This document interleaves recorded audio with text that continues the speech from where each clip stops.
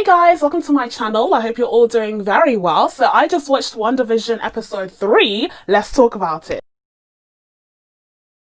So WandaVision episode 3 picks up right where we left off in episode 2, where Wanda manifested her own pregnancy after the not so subtle hints from the residents of Westview. Now the entirety of episode 3 is focused around her pregnancy and her experience being pregnant, which is very expedited. This entire process is very much sped up, it's very much expedited, and it feels like episode 3 as a whole kind of speeds things along a little bit. We're getting a little bit more momentum after the first 2 episodes that were dropped last week. Interestingly enough, for the journalists and critics that received the episodes to review initially, they were presented with the first 3 episodes as opposed to the first 2 that dropped on Disney Plus for the rest of us. And I think it is fitting that they were presented with the 3 because it seems as though it's at this point that things really start to pick up. And I wonder if perhaps they should have done the same thing for the rest of the audience so that we would be able to see the first 3 episodes at the same time and get a better idea of the mystery that's at hand here.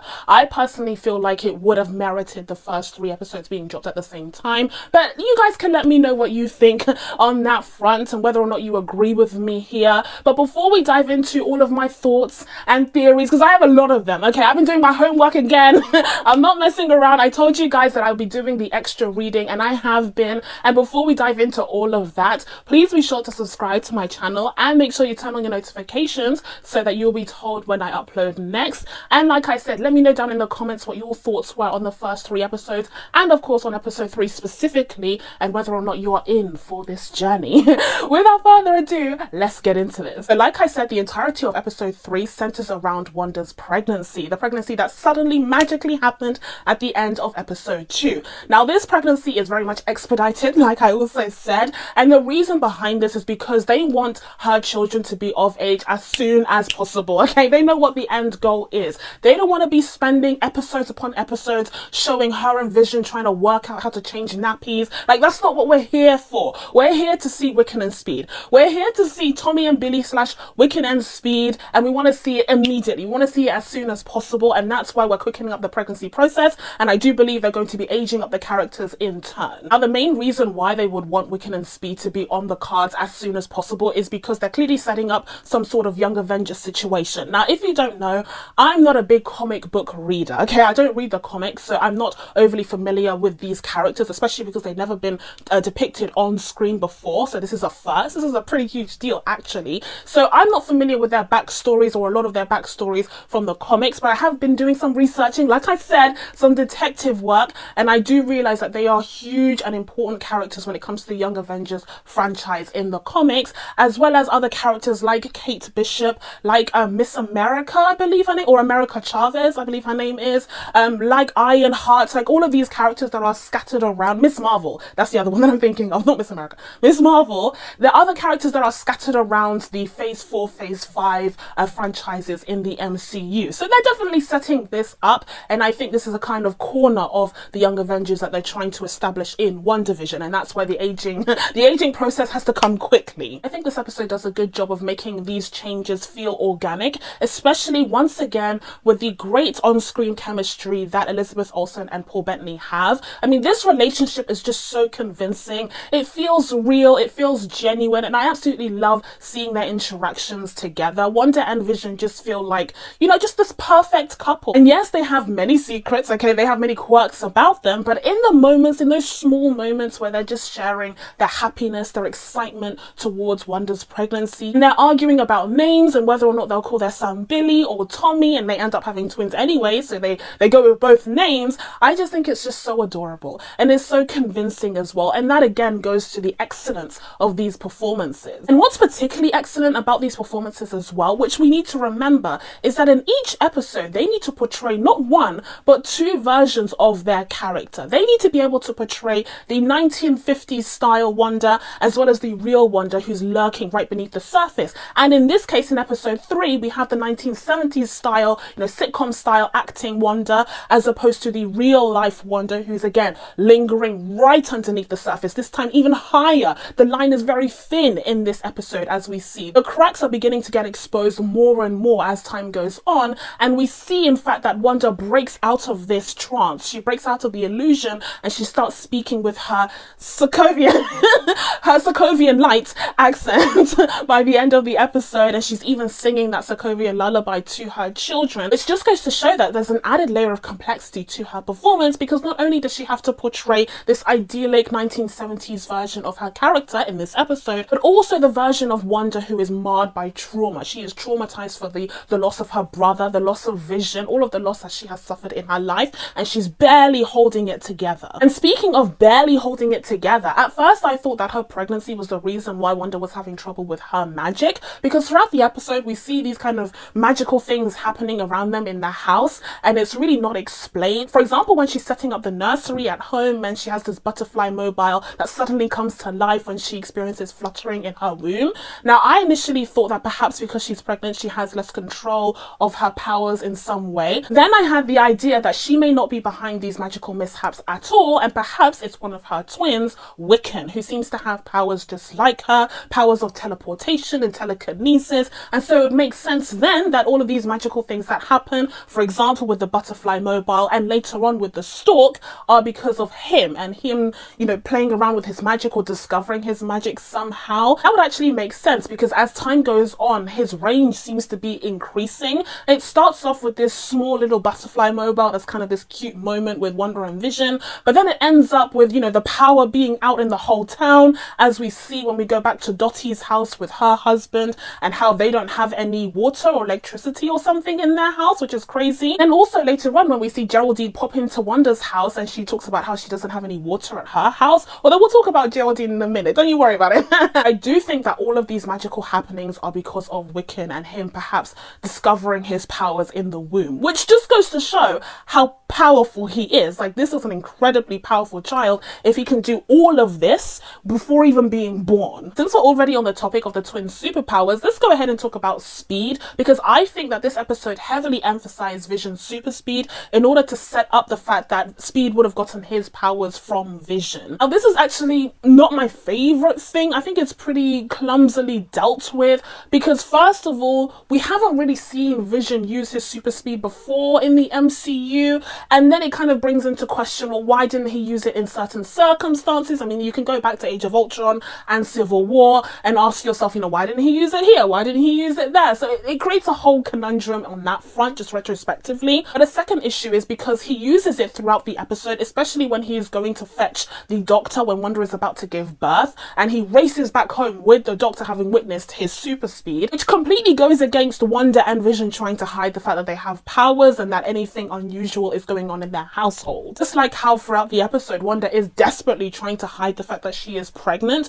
although I'm not quite sure why, because in the opening sequence it seems like she's kind of wandering through town living her best life and everyone can see her pregnant belly. I don't know if the opening sequence is canon with the rest of the storyline, but if it is, then it's a bit bizarre how during that opening sequence she's kind of walking through town, everyone can see her pregnant belly, and it doesn't seem to be a big deal about keeping a secret on that front. But then again, it might not be canon, because in that opening sequence she's wearing a series of amazing amazing outfits. That kind of implies that several days have passed as opposed to a single day, which is said during the actual episode. So perhaps the opening sequence isn't really part of the story itself. I did still find it very clever how the main premise of the episode was Wanda trying to hide her pregnancy from Geraldine, who came by and started talking, okay, living her best life, talking about her promotion, and she looked absolutely stunning, by the way. As I said when I saw the trailer for this series, the premise of the episode was very clever in trying to hide Wanda's pregnancy from Geraldine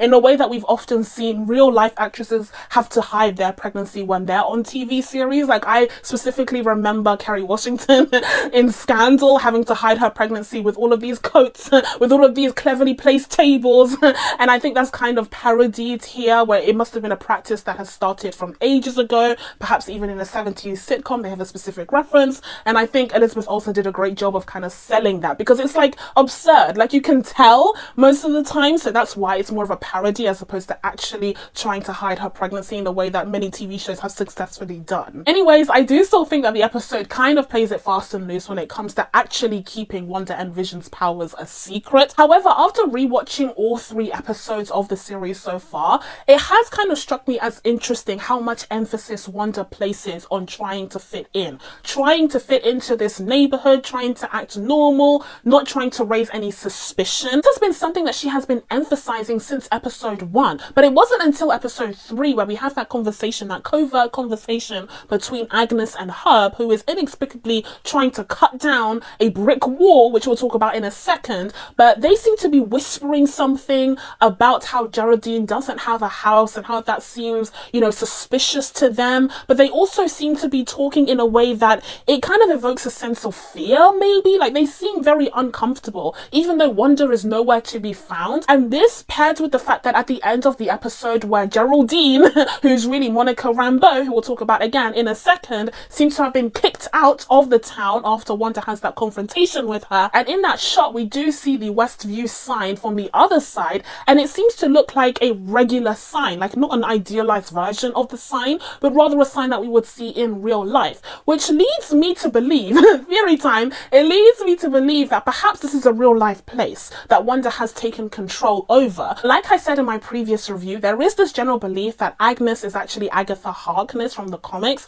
who is this witch character, and actually we do get more hints to that in this episode where we see her brooch from up close. Sometimes she wears it as a locket, sometimes she wears it as a brooch, and we see 3 figures there, and I don't know if they're kind of these trio of witches. I don't know what exactly it depicts, but I do think it's more of a nod to the fact that she is Agatha Harkness from the comics, because Agatha has a very similar brooch-like situation in those images. We also get a full body shot of her at one point when she's talking to Herb, and she seems to be wearing shoes with little buckles on them that are very reminiscent of Puritan shoes that you would have found during the time of the Salem witch trials, which is the origin story of Agatha Harkness in the comics. So it's all kind of tying together. I think it's pretty much confirmed at this point. The reason why this is so important is because I think she's helped Wanda create this reality and create this entire pocket dimension where she can live happily ever after with Vision in this suburban lifestyle. In exchange for Wanda getting this perfect alternate reality, she wants Wanda to produce these children, these incredibly powerful children, for whatever reason, for whatever nefarious means. I think these nefarious means may stem from her working with someone like Mephisto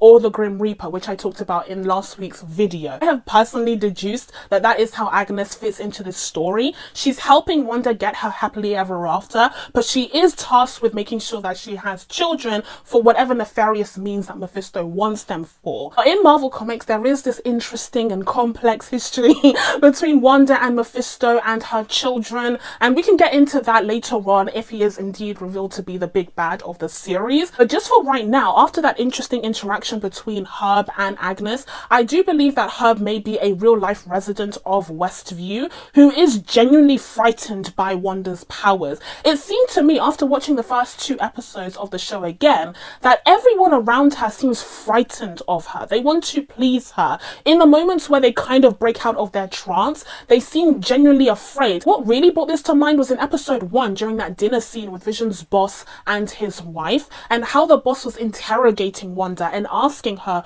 who she is, where do they come from, you know, how long have they been married. It starts off feeling quite casual, but if you rewatch that scene, it seems as though he is genuinely interrogating her in a more angry fashion, like he's genuinely annoyed by her for some reason. And I believe that's because he's an actual resident of Westview who sees Wanda as an intruder because she's somehow managed to, you know, entrap them in this illusion, in this pocket dimension, along with her and Vision. So I actually think that the residents of this town are aware of Wanda and what she's doing to them on some subconscious level, and when she breaks her concentration, they're able to break out of the trance, and that's when you see, you know, Vision's boss's wife asking Wanda to stop, you know, stop this, stop this. Perhaps she wasn't just trying to stop Wanda from choking out her husband, which is actually what was happening in that scene, but rather she's trying to tell Wanda to stop this whole thing, stop the whole madness that's going on in their town. We see something similar again in episode 3, not just with the interaction between Herb and Agnes, when Herb is inexplicably trying to cut down that brick wall between his yard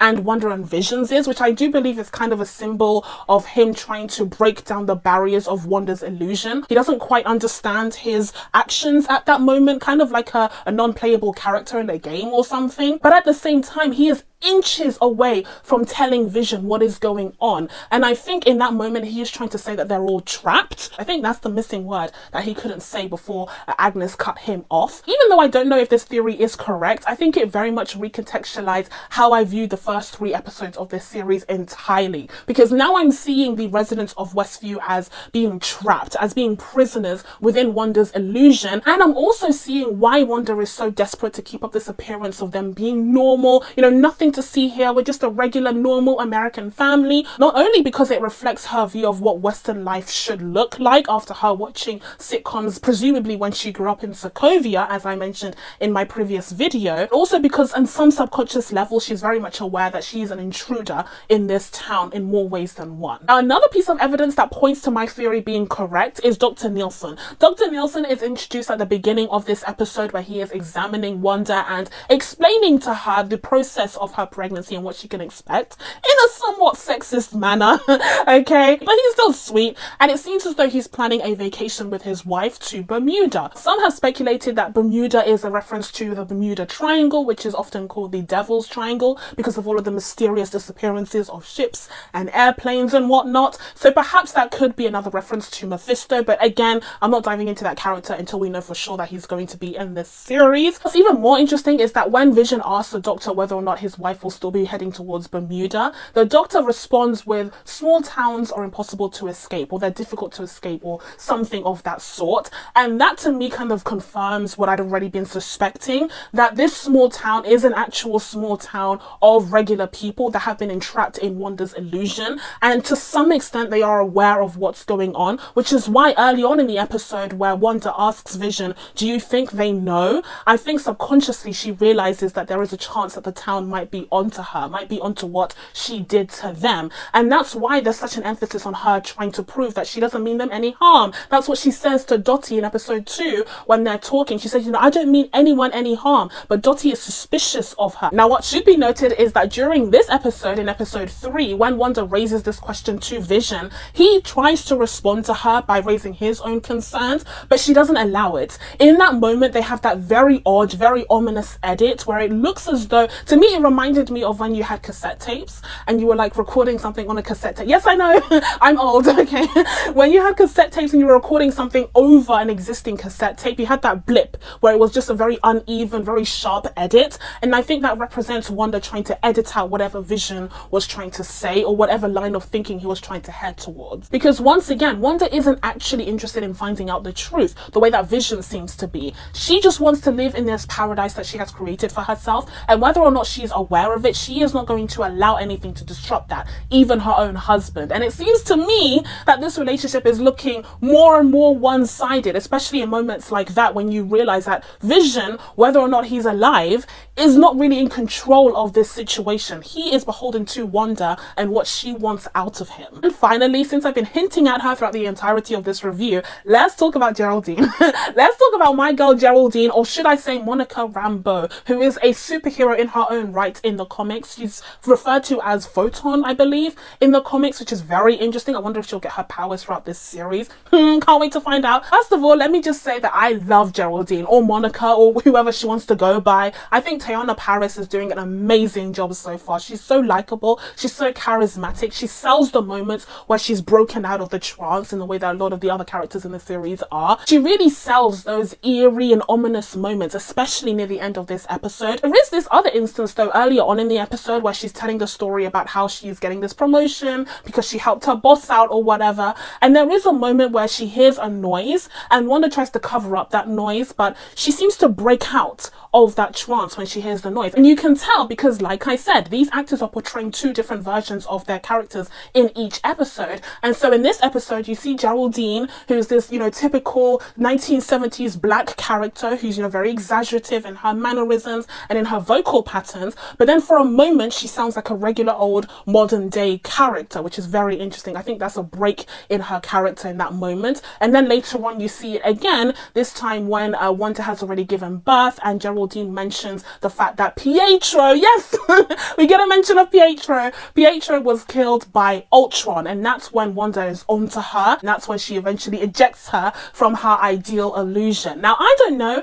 if Geraldine is fully aware of everything that's going on the whole whole time. But it seems to me that, again, on some subconscious level, she is very much aware. And my theory surrounding her character is, so far, that she is definitely an agent of S.W.O.R.D. Now, I talked about S.W.O.R.D. in the previous video again, but this time around, let's dive into it a little bit deeper, because it seems as though that in the comics, S.W.O.R.D. is a sort of, protection agency, just like S.H.I.E.L.D., except it kind of deals with intergalactic threats as opposed to, global threats. And in fact, in the comics, S.W.O.R.D. stands for Sentient Wild Observation and Response Department. However, in the MCU, we have seen S.W.O.R.D. stand for, instead, Sentient Weapon Observation and Response Department. And I think the weapon in this scenario is Wanda. My theory is that Monica has been sent in as a S.W.O.R.D. agent to take a look at what exactly has happened to Wanda. S.W.O.R.D. is trying to communicate with her from the outside of this force field that she has created for her kind of pocket dimension. And at some point during episode 2, when we heard those banging noises that Vision and Wanda were initially afraid of,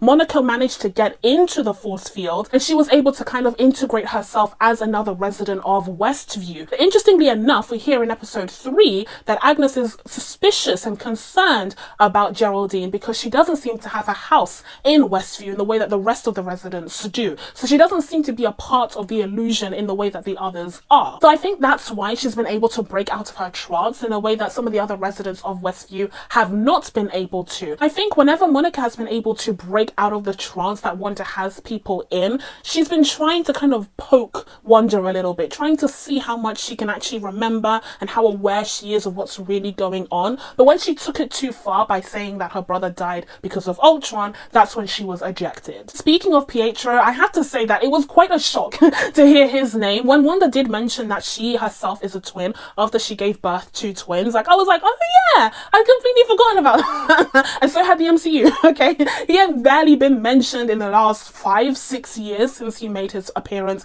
in Age of Ultron and subsequently his death. I suspect that he might be making a return in this series, and I hope so. I hope we see the return of Aaron Taylor-Johnson in the MCU, because quite frankly, he is yet another actor that the MCU completely wasted. Like, just completely wasted. And to be fair, we did have 2 Quicksilvers at one point, and I did prefer one over the other. I'm not gonna tell you which one is which, but I do think that we are due the return of Quicksilver, especially because if this is how Wanda is trying to cope with all of her trauma, with all of her issues that she has faced in the past, it seems quite bizarre to me that she wouldn't include her own twin brother in this illusion. Like, where is the Quicksilver? Like, where is Pietro? How is that not one of the first people you try to manifest? And finally, let's talk about that little advert, okay? Because I'm a little stumped when it comes to this week's ad, because last week I talked about my theory that these adverts were a reflection of Wanda's past traumas, and that's why we had the appearance of Stark Industries and Hydra. But here we have the reappearance of Hydra, and now they're trying to sell us some sort of bath soak, some sort of soap that you can use in order to, soak all of your worries away. So it seems to me at this point that perhaps these adverts aren't just a reflection of Wanda's past traumas, but also they're kind of trying to recondition her. Perhaps the adverts are being sent by whoever's controlling Wanda. Like, it seems to me that there's this kind of 3-tier power structure in play, because you have the innocent residents of Westview who are just minding their business until Wanda came around and created this idyllic paradise for herself and put them under her control. And then you also have, Wanda on top of that, doing all of this. But then you also have someone trying to control Wanda. And I think they're using the adverts to do so, especially with this ad that was talking about, forgetting all of your troubles and soaking into the Hydra bath. I think this might be Hydra. And I came to this conclusion in the episode, and I did a little bit of Googling once again, and I found out that AIM, which I suspected the person who makes an appearance at the end of episode 2 with the beekeeper, with the whole beekeeper uniform with sword at the back, I don't know still what that's about, but I suspect that AIM, which is an offshoot of Hydra, might be behind this somehow as well. I don't know. I don't know how you tie in Mephisto, Agatha Harkness, AIM. I don't know how all of that ties in, but I suspect that with all of the hexagons that we're seeing, okay, which is an AIM symbol. The reason why I keep mentioning AIM/Hydra, for those of you who don't know, is because in the comics, apparently, AIM is an offshoot of Hydra. AIM was established by Baron von Strucker, who was a Hydra agent who wanted to create, deadly weapons and technologies in order to disturb or disrupt governments around the world and, kind of obtain power in that way. And so you have AIM, which is very much technology based, which is very interesting to me, because now we have a sword, which is very much weapons based as well. So perhaps what we're really witnessing here is a battle between AIM, which has full control of Wanda, and Sword, which wants to get her back to the side of good. Okay, so that's it from me. Now that I told you guys my thoughts on WandaVision episode 3, it's time for you guys to let me know what your thoughts are down in the comments below. Please be sure to subscribe to catch new videos coming up. Thank you guys so much for watching. I really appreciate it, and I will see you in the next one. Bye!